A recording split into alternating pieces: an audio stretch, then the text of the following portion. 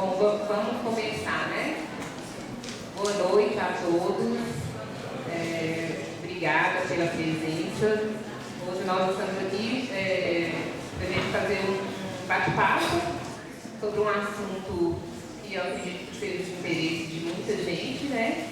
E, embora eu sou da área da computação, sou professora Carolina, aqui da universidade, eu sou da área da computação, mas a nossa discussão aqui hoje não vai para esse lado, não vai para esse viés da questão da internet, das redes sociais e das fake news.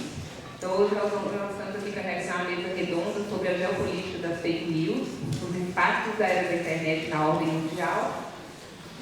Nós aqui da UFJM, professor André Cobre, que é da área da linguística, mas do departamento de computação, trabalha com informática, sociedade, internet e áreas afins. Cada um vai se apresentar, que eu acho melhor, né? Professor Carlos Castro, também é da universidade, também pesquisa nessa área, nós vamos ouvir falar aqui hoje também. E a gente recebe, com muita honra, o professor Alessandro Almeida, da Unimonte, que é da área de História, vem aqui dar a sua palavra também sobre esse assunto e trazer alguns resgates históricos aí. E também, com muita honra, o pesquisador e jornalista Branco de Fátima, que tem conduzido um trabalho fantástico aí sobre esse assunto no doutorado dele. E ele é da religião, vai poder contar para a gente um pouco da história dele. E espero que seja uma noite de boas discussões. Então nós iremos ouvir os participantes falarem e depois nós abriremos para as perguntas, tá? Só para avisar, passando uma lista de presença, eu gostaria que vocês escrevessem o nome legível, o nome completo, e-mail, e os dados todos que pedem na lista para que a gente possa fazer o certificado depois, tá bom? Então, a dinâmica vai ser, nós vamos começar, cada participante se apresenta e fala para a gente o que ele trouxe sobre o assunto que a gente reflita e possa discutir. Vamos começar pelo professor Alessandro Almeida, da Unimonte. Boa noite. Então, meu nome é Alessandro Almeida, eu fiz mestrado e doutorado pela Universidade Federal de Uberlândia. No meu mestrado eu trabalhei com o uso da religiosidade para a vitória eleitoral, as eleições de Montes Claros. E no doutorado eu trabalhei com os Simpsons, que é um desenho animado, e por trabalhar com os Simpsons, eu acabei trabalhando na recepção, e ao trabalhar na recepção eu acabei me dedicando ao Orkut, ao falecido Orkut lá, para pensar como é que eram essas recepções em relação ao desenho animado, específico ao episódio que chama Feitiço de Lisa. Aí eu fiquei muito feliz, né, porque eu participei com o Branco do lançamento dele em Montes Claros. Aí para mim foi uma honra muito grande, umas 2 quintas-feiras para trás, e encontrei com a Carol, né, nem vou chamar de Carolina não, mas com a professora Carolina, que é uma amiga minha desde do bairro e da própria escola técnica, nós estudamos juntos no ensino médio, e aí por coincidência, né, eles se conheciam, e eu estou tendo o prazer de estar aqui conversando com vocês. Nesses minutos que eu vou ter aqui, o que eu gostaria de destacar sobre a geopolítica das fake news, fazer uma retrospectiva, pelo menos proveniente ali de Gutenberg até a internet, uma retrospectiva breve, mas aí a gente fica para as perguntas depois, se tiver alguma dúvida, para a gente poder pensar como que a prensa gráfica, né, por exemplo, do século XV, ela acabou revolucionando as relações políticas, por exemplo, entre Lutero e Erasmo de Roterdã. Erasmo de Roterdã que fez a obra Elogio da Loucura, e que Lutero teve acesso. E aí Lutero elogiou a obra de Erasmo de Roterdã via imprensa, e o Erasmo de Roterdã também teve acesso ao elogio de Lutero, e a partir dali, com o contato com a prensa gráfica, as ideias de Lutero que poderiam ter sido abafadas pela Igreja Católica no século XVI, elas acabaram se projetando pela Europa e mudando o cenário político da Europa até então.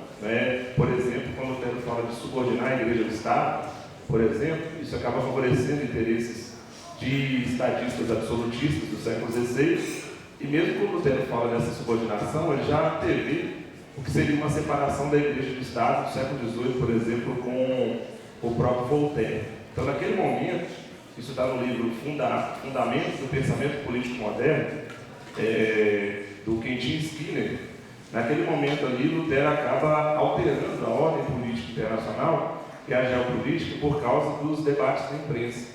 E aí, a partir daquele momento, a própria Igreja Católica condena esses debates na imprensa, dizendo que a imprensa era coisa do demônio, porque a produção de informações, né, e ora informações verídicas, ora não, ela era muito rápida, e a própria Igreja Católica perdia o controle da escrita ali por volta do século XV e XVI. E a partir daquele momento, a política moderna tem uma outra dimensão, exatamente por causa da invenção de Gutenberg, que é da invenção da imprensa. Então, chega um momento que essa produção técnica e essa reprodução técnica, né, já diria o Walter Benjamin, essa reprodutividade técnica, ela acaba alterando as relações políticas de forma decisiva e mudando a história do mundo.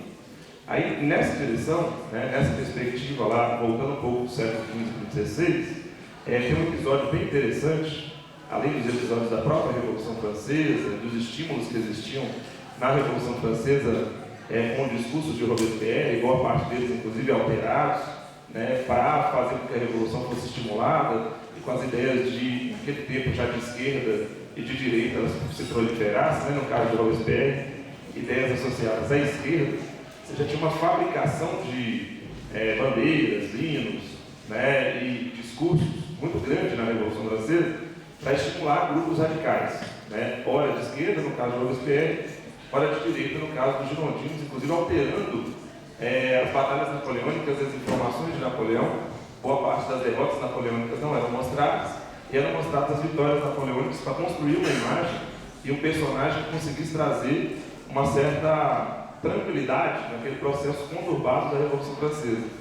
Então, dali em diante, né, desde o século XV e XVI em diante, essa fábrica de informações e essa velocidade de informação fica muito grande. E, ao meu ver, o episódio mais tenso da história moderna e contemporânea é do século XIX, ele chama Despacho de Eins.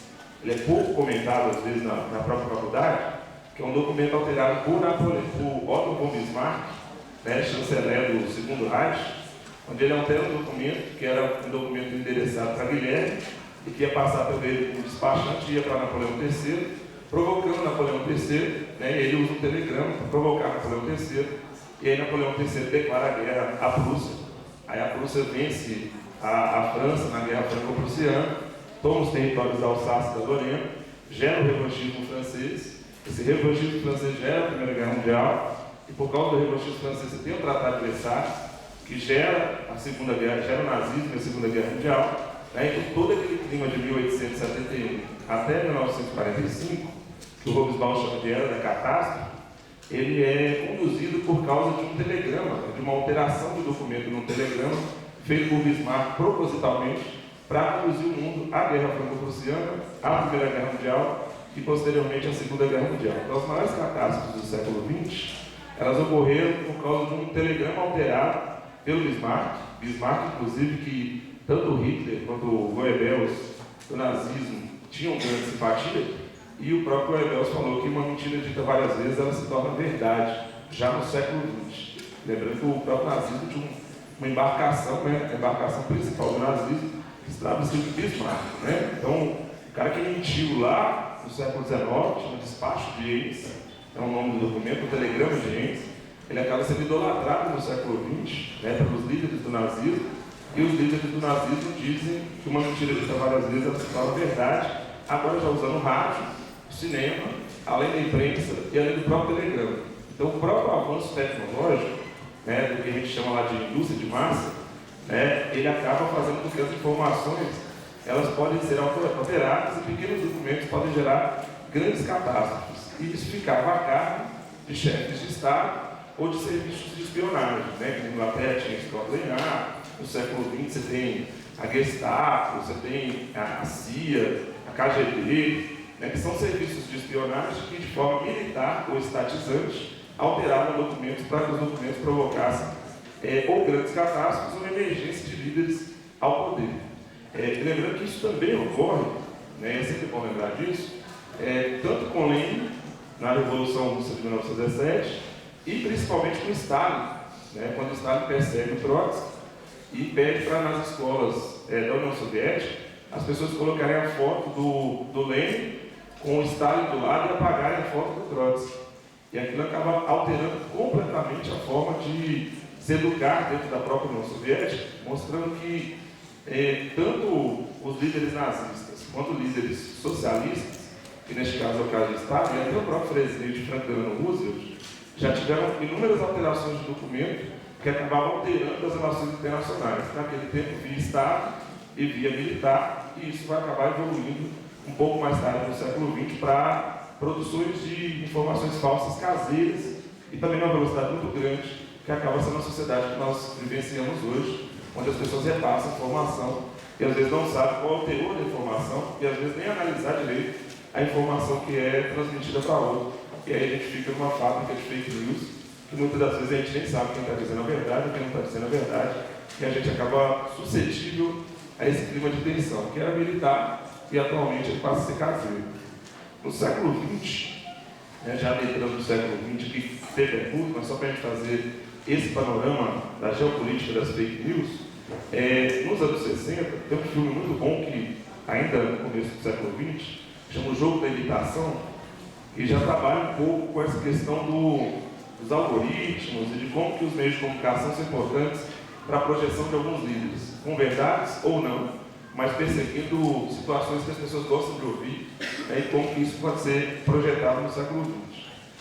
Aí o que a gente percebe, já na Guerra Fria, é que a Guerra Fria, mais do que nunca, porque senão ela teria sido quente, ela é uma fábrica de fake news, porque as ameaças de ataque nuclear não condiziam com os vínculos que existiam entre Estados Unidos e União Soviética. E se as ameaças fossem verdades, em grande maioria delas, provavelmente nós teríamos o fim do mundo, como diria o Hobsbawm, ou a maior de todas as catástrofes, que seria uma terceira guerra mundial entre Estados Unidos e União Soviética. Se ela não aconteceu, é porque a produção de informações falsas, tanto dos Estados Unidos quanto da União Soviética, mas de outros países do mundo também, ela foi gigantesca pelos serviços de espionagem da Guerra Fria, do qual a internet, nos anos 60, estava vinculada à comunicação via satélite, mas ainda era uma internet ainda usada pelo ponto de vista militar ou dos serviços de espionagem, o que era chamado de polícia política ou polícia secreta. E o que ocorre dos anos 60 para cá é que essa fábrica de informações falsas, que antes eram utilizadas por serviços de espionagem para finalidades de chefes de Estado nos anos 60, ela, a partir dos anos 90, principalmente com a Web 2.0, a passagem da 1.0 para a Web 2.0, as redes sociais acabam fazendo com que nós sejamos o Bismarck, ou às vezes pessoas que reproduzem o que o Bismarck falou, ou que nós sejamos o próprio Stalin, e que nós temos uma capacidade, talvez assim a KGB tinha, talvez com o iPhone 10, iPhone 7, ou outro tipo de celular, de alterar imagens e alterar informações e talvez ficarmos reféns de nós mesmos ou de alguns grupos que estimulam essa alteração de informações para interesses políticos, para interesses econômicos, para interesses de algumas empresas, né? E aí tem um autor que eu gosto muito, que ele chama Thompson. Ele tem um livro que chama O Escândalo, que ele trabalha inclusive com o caso do edifício Watergate nos Estados Unidos nos anos 70 e os chamados escândalos de outubro, que geralmente acontecem nos Estados Unidos próximo das eleições, é sempre lançado um escândalo sexual ou algum escândalo político para direcionar as eleições e aquilo é viralizado, atualmente via redes sociais, para fazer com que alguém seja eleito de acordo com o interesse de algumas empresas, que é exatamente utilizando os influenciadores digitais, né? E aí a gente acaba ficando exposto a uma vontade que no século XIX era chamado pelo Nietzsche de Superman, né? A lógica do Superman, o homem que está além, um conceito chamado vontade de potência, que parece que nós temos sempre uma vontade muito grande de sermos influenciadores e, na condição de influenciadores, estarmos manobrando, né, o que nossos seguidores, que também é um nome horroroso, o nome dos seguidores, o que nossos seguidores devem agir, a forma como eles devem se vestir, a maneira como eles devem se comportar, e sempre vão ter grandes empresas financiando esses influenciadores digitais para fazer uma espécie de efeito cascata e a gente ficar um pouco suscetível a esse volume muito grande de informações, né, e boa parte delas informações falsas, que alteram as relações cotidianas. né, nas eleições de 2018, por exemplo, é bem provável que alguns de vocês tenham tido no grupo de WhatsApp alguém que saiu do grupo. Em algum momento em 2018, apareceu escrito saiu do grupo, né, que provavelmente saiu do grupo por causa do posicionamento político, ora de direita, ora de esquerda, né, no grupo de famílias. Então, aquele que talvez é um problema militar e um problema que gerou guerra mundial, eu acho que agora gera uma guerra talvez até pior, que é uma guerra de informações falsas e de pessoas que se acham bem informadas, que o Humberto Eco chamou de imbecis digitais, e às vezes eu tento concordar com ele quando eu vejo algumas coisas que inclusive aconteceram essa semana. Essas informações elas acabam destruindo uma das bases da política internacional, exatamente as bases da própria família, de laços de amizade, que são uma mímese da sociedade. Então, aquilo que às vezes ficava um pouco distante, e ficava para a via militar, para a via do serviço organizado, para a via da espionagem, ela agora está no âmbito de relacionamentos, né, dentro do seu próprio WhatsApp, da sua própria família, ou grupos que são ditos como amigos, que eles acabam se desfazendo desses laços por causa de informações falsas que são cada vez mais frequentes, né? E infelizmente até um episódio mais recente, que tem vínculo com a escola que eu trabalho, né? Que é do professor que deu aula de movimentos sociais, e os alunos escolhiam qual era o movimento social que eles iriam trabalhar na matéria do segundo ano do ensino médio. Eles escolheram trabalhar com a MST. O professor postou o vídeo que eles fizeram em casa, inclusive neste caso, boa parte dos alunos, os pais votaram no candidato que era de direita, então isso foi só uma escolha do MST aleatória. Eles apresentaram o trabalho, pegaram o trabalho do professor e tentaram viralizar nas redes sociais como se aquilo fosse uma verdade, que o professor estivesse fazendo um discurso ideológico dentro de sala de aula. O episódio foi considerado fake news, mas ele aconteceu bem na época de matrículas da escola particular que eu trabalho, só até um dos sócios, porque aí se você fizer aquele campanha de matrícula, você pode deturpar a imagem da escola e aí boa parte dos pais podem não matricular seus filhos porque acham que está tendo um discurso ideológico dentro da escola. O contexto não tinha absolutamente nada a ver com isso, inclusive os próprios alunos se mobilizaram em prol do professor, mas existiam pessoas que contratam digitais influências para tentar, né, destruir âmbitos familiares, âmbitos escolares, vínculos de amizade, com alguns interesses eleitoreiros ou interesses financeiros que em pouco ajudam a sociedade a evoluir e pouco contribuem para o debate, mas contribuem para as pessoas ficarem cada vez mais distantes e para a crise no Brasil se aprofundar numa velocidade muito grande. E acho que não é só no Brasil que ela se aprofunda, não. Né? Exatamente por causa das informações falsas. Né? Então as pessoas têm muitas informações, mas têm pouco conhecimento sobre elas e às vezes também nem querem ter o conhecimento sobre elas, porque já julgam que essas informações já lhe bastam, né, para que ele seja uma pessoa considerada bem informada. Né? Então, eu me sinto, tem um livro do George Orwell, que é uma sugestão de leitura, que chama Dentro da Baleia. É bem legal, em homenagem que eu já vou até passar por branco aqui. É um livro de atividade jornalística do George Orwell, então não é de romance, como 1984, chama Dentro da Baleia. Ele diz que parece que quando ele estava próximo da Guerra Civil Espanhola e próximo da Segunda Guerra Mundial, parece que uma baleia abria a boca e ficava puxando ele para dentro. E parece que dentro da baleia ele tinha que ir ora para a direita, ora para a esquerda, e ele não queria ir para lugar nenhum. De vez em quando eu também me sinto dentro da baleia, né? E parece que as pessoas ficam querendo te rotular como alguém que é de algum grupo, ora de direita, ora de esquerda, quando você vê bobagens e mentiras no governo de Estado, tanto quanto você vê no Diabo Hitler. Então, eu não vejo muita vantagem, né, nessa fábrica de informações falsas. Eu acho que a educação pode intervir para tentar melhorar esse quadro. Boa noite.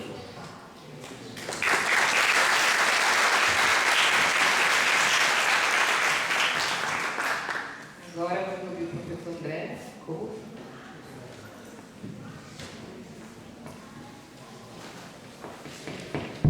Alô? Boa noite a todos.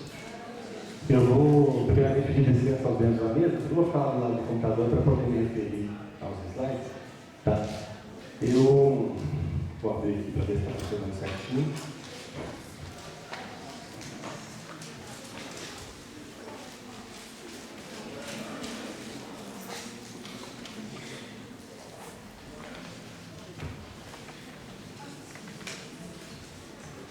Bem, pessoal, Eu sou André, sou professor aqui da casa, sou formado em letras, mestrado e doutorado em linguística pela Unicamp.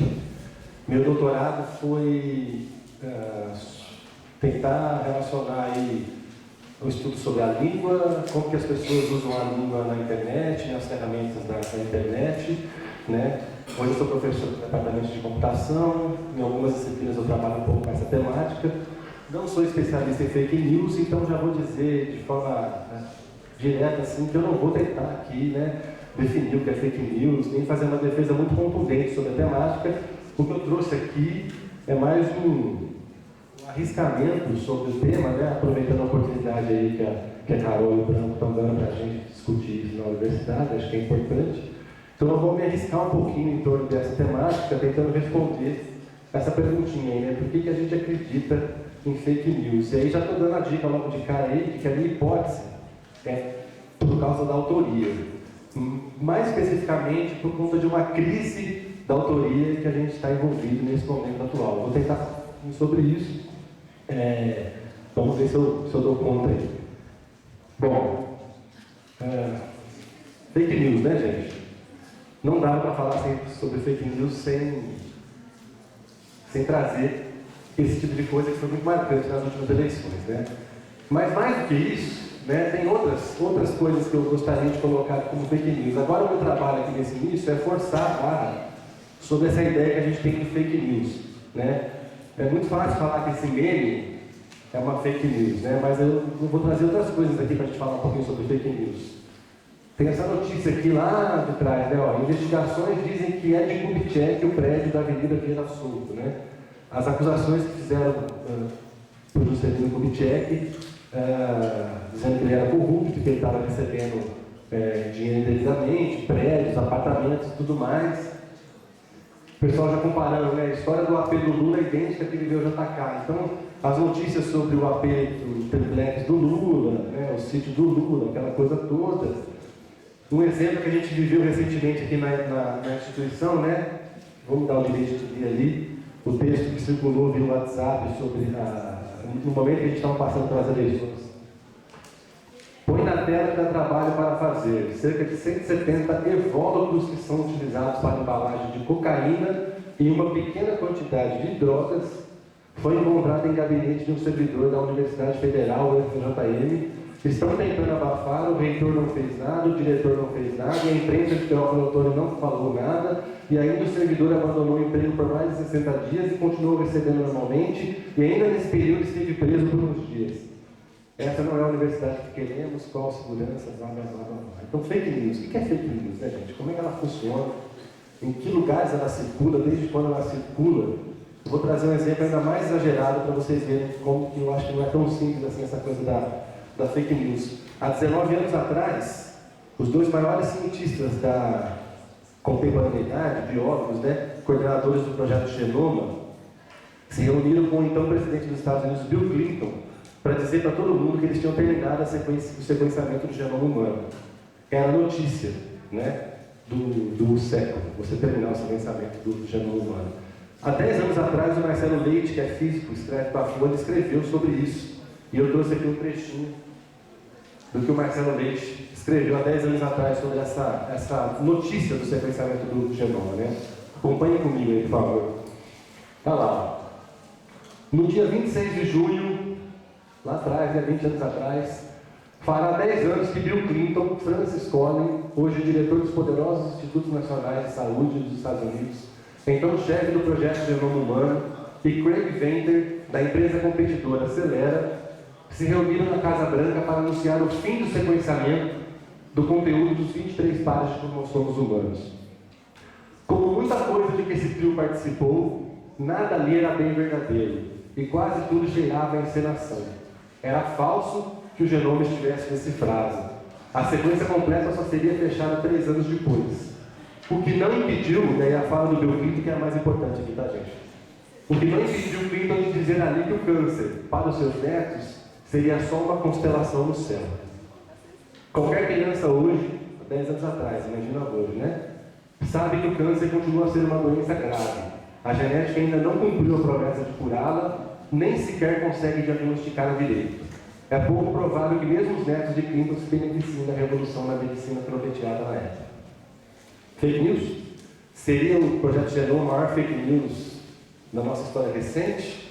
Ou a própria ciência seria a maior fake news da humanidade? Talvez não só maior do que o neocristianismo, não sei. Mas enfim, o que é fake news na verdade? Né? O que a gente tem feito atualmente para produzir as nossas verdades, fazer circular as nossas informações?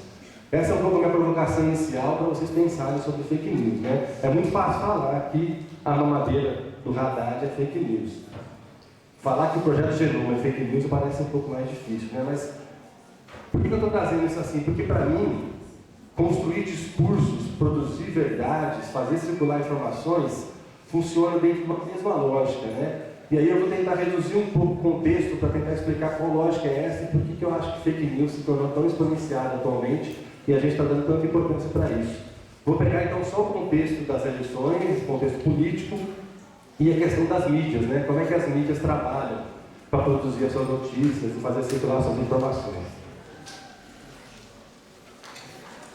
O meu argumento reside no fim do argumento da neutralidade. Né? Vou pegar aqui uma reflexão do Alvin Toffler, A Terceira Onda, 1980. O Alvin Toffler diz assim: quando a gente sabe